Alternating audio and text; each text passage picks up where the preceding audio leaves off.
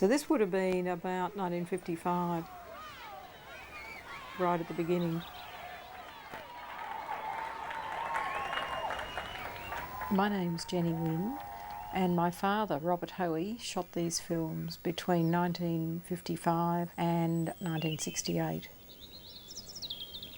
That's my dad, yes. When Dad got the camera, it used to come along to all the family picnics and outings. That's my mother. Many happy times walking and climbing. Dad had always had this dream of a macadamia farm. We built a house and then moved out of Lismore in 1957. Yes, that's me. We just had the most wonderful time. Life was sort of one big picnic. Olympics, 1956. Went through Lismore. I enjoyed sport immensely. That's me there. They used to make me do the running if there was anything involved in team sports. That's me in the middle there. Winning those relays was one of the most exciting things I could imagine. It's Dixie, my friend. Dad was always on the finishing line. He was so proud. I used to die of embarrassment. But he was there by hook or by crook until they sent us off in Sydney. This is Sydney. The state school titles.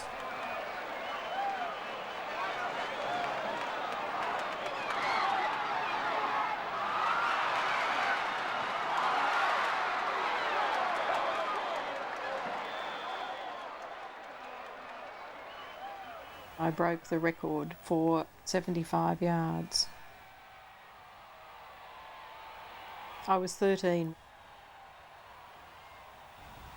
I think it must have been that particular event where June Ferguson saw me. June Ferguson was quite well known. She was Betty Cuthbert's coach. She approached me and asked me to let her coach me from a distance, with lots of diagrams and things that I was supposed to be doing back in Lismore. We'd trained and trained, 4 of us, and we really were convinced that we could break the record. Sydney Sports Ground. When we reached Sydney, they said that we couldn't compete. We weren't enrolled properly. They sent us off the field. My father was incensed and spent most of the day on the phone to members of Parliament, to no avail, of course. So he took us out on a trip on the harbour. June Ferguson had it all mapped out. Well, that's me at Armidale with a whole lot of friends. She'd worked out which Commonwealth Games and which Olympic Games I'd be attending. But all I can remember is the officials standing with their hands on hips, golf skirts and golf shoes, telling us that we couldn't compete. And I didn't really enjoy the running as much after that.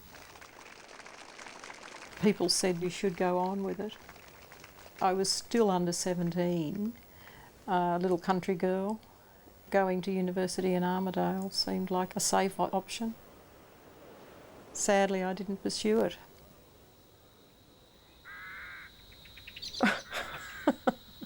Dad with his hat on. I guess it's made me realise that if you're really good at something, you should go on with it. I did like winning, but I think it's more getting in there and being competitive and enjoying it. The team part.